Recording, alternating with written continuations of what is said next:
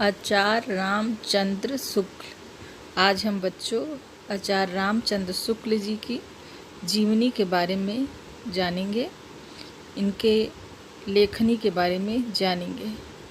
लेखक का संक्षिप्त परिचय। लेखक का जन्म 4 अक्टूबर 1884 ईस्वी। जन्म स्थान अगोना, बस्ती, उत्तर प्रदेश। पिता चंद्रबली शुक्ल। मृत्यु 2 फरवरी 1941 ईस्वी। शुक्ल युग के परिवर्तक। भाषा खड़ी बोली। हिंदी के इस प्रतिभा संपन्न साहित्यकार का जन्म 4 अक्टूबर 1884 ईस्वी में बस्ती जिले के ओगना नामक ग्राम में हुआ था। इनके पिता का नाम पंडित चंद्रबली शुक्ला था, जो सुपरवाइजर कोनांगो थे। बालक रामचंद्र शुक्ल ने हाई स्कूल की परीक्षा मिर्ज़ापुर जिला के मिशन स्कूल से उत्तीर्ण की। गणित में कमज़ोर होने के कारण उनकी शिक्षा आगे नहीं बढ़ सकी।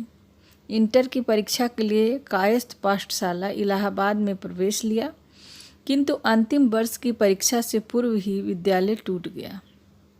इन्होंने मिर्ज़ापुर के न्यायालय में नौकरी कर ली, किंतु स्वभावानुकूल न होने के कारण छोड़ दी और मिर्ज़ापुर के मिशन स्कूल में चित्रकला के अध्यापक हो गए। इसी बीच स्वाध्याय से इनके अंग्रेजी, हिंदी, संस्कृत, बंगला आदि भाषाओं का अच्छा ज्ञान प्राप्त कर लिया और पत्र पत्रिकाओं में लिखना आरंभ कर दिया। बाद में इनकी नियुक्ति काशी हिंदू विश्वविद्यालय में हिंदी के प्राध्यापक पद पे हो गई। बाबू श्याम सुंदर दास के अवकाश के प्राप्त होने के बाद शुक्ल जी ने हिंदी विभाग का अध्यक्ष पद को सुशोभित किया। इसी पद पर कार्यरत रहते हुए 2 फरवरी 1941 ईस्वी में आप स्वर्गवास सिधार गए। हिंदी निबंध में नया आयाम देखकर उन्होंने ठोस धरातल पर प्रतिष्ठित और करने वाली शुक्ल हिंदी साहित्य का मूर्धन्य आलोचक, श्रेष्ठ निबंधकार, निष्पक्ष इतिहासकार, महान शैलीकार तथा युग परिवर्तक आचार्य जी थे। इन्होंने सैद्धांतिक, व्यवहारिक दोनों प्रकार की आलोचनाएं लिखी। इनकी विद्वानता के कारण हिंदी शब्द सागर के संपादन कार्य में सहयोग के लिए उन्हें बुलाया गया। उन्होंने 19 वर्ष तक काशी नागरिक प्रचारी सभा पत्रिका का संपादन भी किया। इन्होंने अंग्रेजी और बंगला के कुछ अनुवाद भी किए। आलोचना का इस मुख्य और प्रियजन विषय था। इन्होंने हिंदी साहित्य का इतिहास लिखकर हिंदी साहित्य का लेखन का परंपरा का सूत्रपात किया। शुक्ल जी एक उच्च कोटि के निबंधकार ही नहीं, अपितु युग परिवर्तक आलोचक भी रहे। इनकी कृतियाँ इस प्रकार है। निबंध संग्रह, चिंतामणि भाग 1 और 2, विचार विधि। सेकंड, इतिहास, हिंदी साहित्य का इतिहास। थर्ड, आलोचना, सूरदास, रस मीमांसा, त्रिवेणी। फोर्थ, संपादन, जायसी ग्रंथावली, तुलसी ग्रंथावली, भ्रमर गीत, हिंदी शब्द सागर, काशी नगरी प्रचारणी पत्रिका, आनंद कदम्बनी। फिफ्थ, अन्य।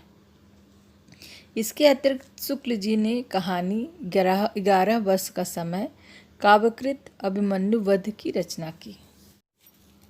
शुक्ल जी की भाषा संस्कृत निष्ठ, शुद्ध तथा परमार्जित खड़ी बोली है। परिष्कृत साहित्यिक भाषा में संस्कृत के सुख शब्दों का प्रयोग होने पर भी उन्हें बोधमयता सर्वत्र विद्यमान है। कहीं कहीं आवश्यकता अनुसार उर्दू, फारसी, अंग्रेजी के शब्द भी प्रयोग देखने को मिलती है।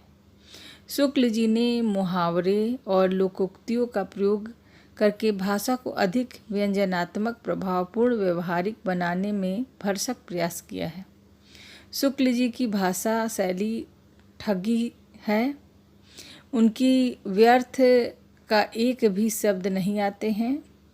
कम से कम शब्दों में अधिक विचार व्यक्त कर देने की विशेषता है। आवश्यकता के अनुसार उन्हें वर्णनात्मक, विवेचनात्मक, भावात्मक, व्याख्यात्मक शैली का प्रयोग किया है। हास्य व्यंग्यात्मक प्रधान शैली के प्रयोग के लिए शुक्ल जी प्रसिद्ध हैं।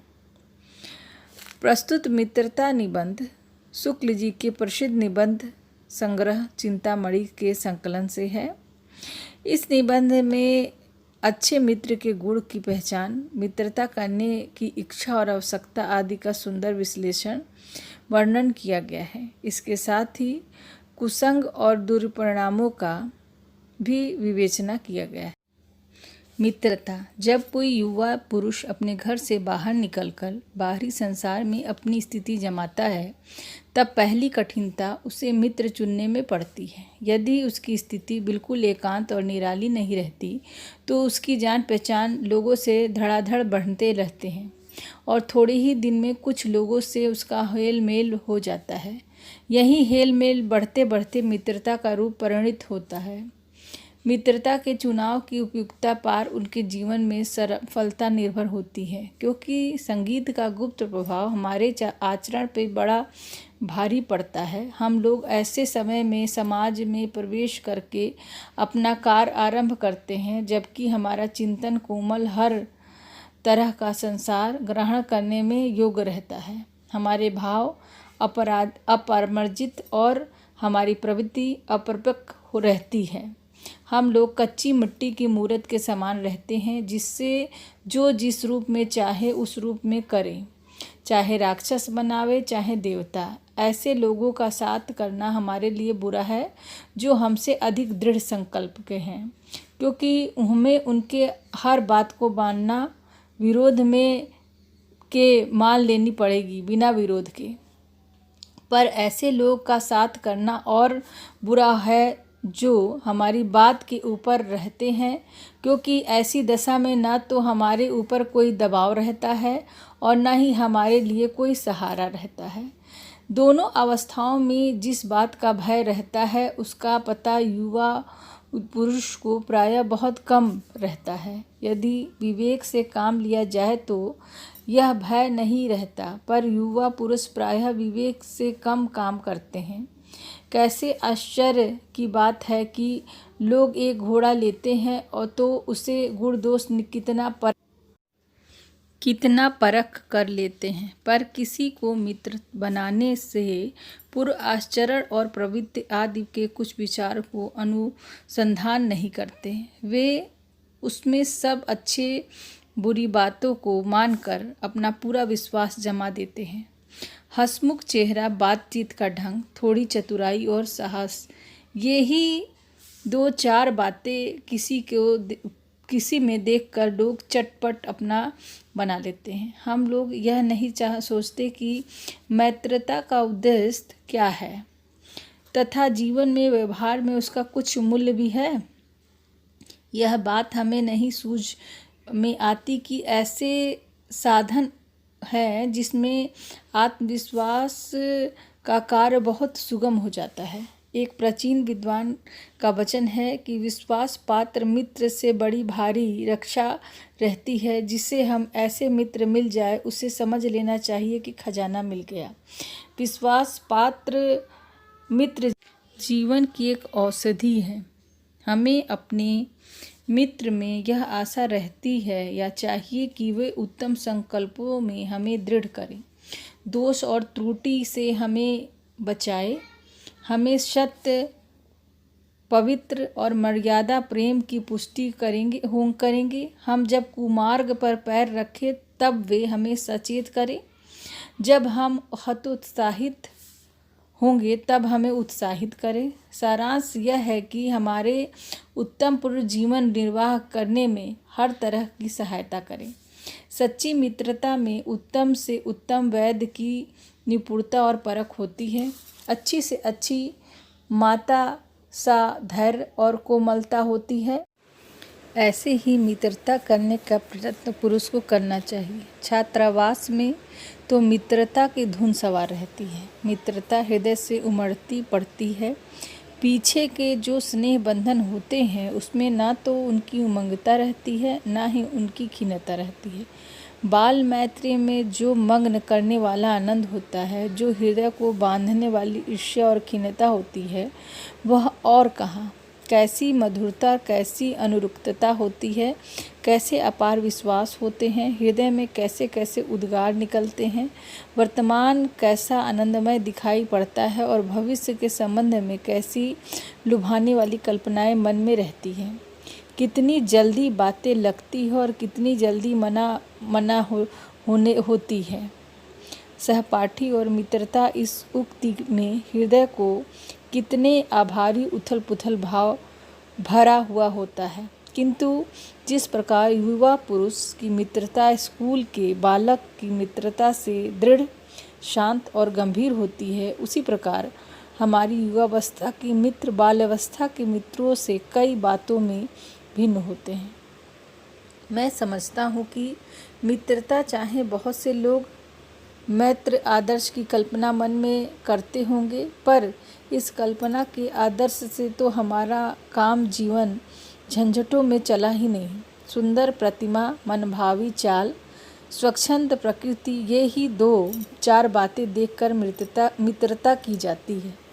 पर जीवन संग्राम के साथ देने वाले मित्रों में इसमें से कुछ अधिक बातें चाहिए। मित्र केवल उसे ही नहीं कहते जिसके गुण की तो हम प्रशंसा करें, पर जिसमें हम स्नेह न कर सकें, जिनमें छोटे छोटे काम तो हो पर हम निकाल न सकें, जिसमें कई कमियां छुपी हो पर हम देख न सकें, भीतर ही भीतर घृणा करते रहे। मित्र सच्चे पथ प्रदर्शक के समान होने चाहिए, जिस पर हम पूरा विश्वास कर सके और भाई का समान दर्जा देने की कोशिश कर सके। मित्र का संबंध हमेशा पवित्र होना और वफादार होना चाहिए। मित्र का कर्तव्य इस प्रकार बताया गया है कि उच्च और महान कार्यों में इस प्रकार सहायता देना, मन बढ़ाना और साहस दिलाना कि तुम निज और सामर्थ्य से बाहर काम कर जाओ। यह कर्तव्य उसी से पूरा होगा जो दृढ़ निश्चित सत्य संकल्प का हो। इससे हमें ऐसे मित्रों की खोज में रहना चाहिए जिसमें हमसे अधिक आत्मबल हो और वो हमें अपना पल्ला इस तरह पकड़ाना चाहिए जिस तरह सुग्रीव ने राम का पल्ला पकड़ा था। मित्र तो प्रतिष्ठित और शुद्ध हृदय का हो, मृदुल तथा पुरुषार्थी हो, शिष्ट और सत्यानिष्ठ हो, जिसमें हम अपने आप उससे अधिक भरोसा पे छोड़ सके, जिस पे हम अपने आप से भी ज़्यादा विश्वास कर सके, जिस पे हम कभी भी धोखा ना देने का विश्वास कर सके, जिस पे हम संपूर्ण जीवन को आगे बढ़ाने का बोध या भार दे सके, ऐसे मित्र होने चाहिए। एक कहानी है कि मकदूनिया के बादशाह डेमोरिस्टियम कभी कभी राज्य का सब काम छोड़कर अपने ही मेल के 10-5 साथियों को लेकर विषय वासना में लिप्त रहा करता था। एक बार बीमारी का बहाना करके इसी प्रकार वह अपने दिन काट रहा था। इसी बीच उनके पिता उनसे मिलने के लिए आए और उनसे एक हंसमुख जवान को कोठरी से बाहर निकलते देखा। जब पिता कोठरी के भीतर पहुँचे तब टेड्रोमियस ने कहा कि ज्वार से मुझे अभी अभी छोड़ा है। पिता ने कहा, हाँ ठीक है, वह दरवाजे से पर मुझसे मिला था, क्योंकि कुसंगति का ज्वर सबसे भयानक होता है। वह केवल नीति और समृद्धि ही का नाश नहीं करता बल्कि बुद्धि का भी क्षय करता है। किसी युवा पुरुष की संगति यदि बुरी होगी तो वह अपने पैर में बंधी चक्की के समान होगी, जो उसको दिन दिन अवनति के गड्ढे में गिराती जाएगी, और यदि अच्छी होगी तो सहारा देने वाली बाहु के समान होगी, जो निरंतर उसे उन्नति की तरफ उठाएगी। उनकी आध्यात्मिक उन्नति से बाधक होते हैं। बहुत से ऐसे लोग होते हैं जिनकी घड़ी भर के साथ से बुद्धि भ्रष्ट हो जाती है, क्योंकि उनके बीच ऐसी बातें कही जाती है जो कानों में पड़ने नहीं चाहिए। चित्त पर प्रभाव डालती है, उनकी पवित्रता का नाश होता है। बुराई अटल भाव धारण करने बैठती है और बुरी बातें हमारे धारणा में बहुत दिनों तक टिकी रहती है। इस बात को प्रायः सभी लोग जानते हैं कि भद्दे व फूहड़ गीत कितने जल्दी ध्यान में चढ़ते हैं, उतने ही कोई गंभीर या अच्छी बात नहीं चढ़ती। एक बार एक मित्र ने मुझसे कहा कि उसके लड़कपन में कहीं एक बुरी कहावत सुनी थी, जिसे ध्यान में वह लाख चेष्टा करता है ना आए, पर बार बार आती है। इन भावनाओं पे हम दूर रखना चाहते हैं। जिन बातों को हम याद करना नहीं चाहते हैं, वे बार बार दृश्य हृदय में उठती हैं और बेधकती है। अतः सावधान हो, ऐसे ना ही पहले पहल तुम अपने बहुत सामान्य बात समझो और सोचो कि एक बार ऐसा हुआ फिर ऐसा न हो, तुम्हारे चरित्र पे बल का ऐसा प्रभाव न पड़े। ऐसी बातें बहकाने वाले आगे चलकर अपनी आप में सुधार जाएंगे। ऐसी जगह पैर रखना धीरे धीरे उन बुरी अभ्यास तो होते होते घृणा कम हो जाएगी। पीछे तुम इतने चिढ़ मालूम होगी क्योंकि तुम्हें सोचने में लगा कि चिढ़ने की बात ही क्या है। तुम्हारा विवेक कुंठित और घायल हो जाएगा। तुम्हें अच्छे और बुरे की पहचान न कर पाओगे। अतः होते होते तुम भी बुराई के भक्त बन जाओगे। अतः हृदय को उज्जवल और निष्कल रखने में सबसे अच्छा उपाय है कि बुरी संगति से दूर रहो, उसे अपने आप छूने न दो। यह पुरानी कहावत है कि काजल की कोठरी में कैसे हूँ सयानो जाए, एक लीक काजल की लागी है पै लागी हाय।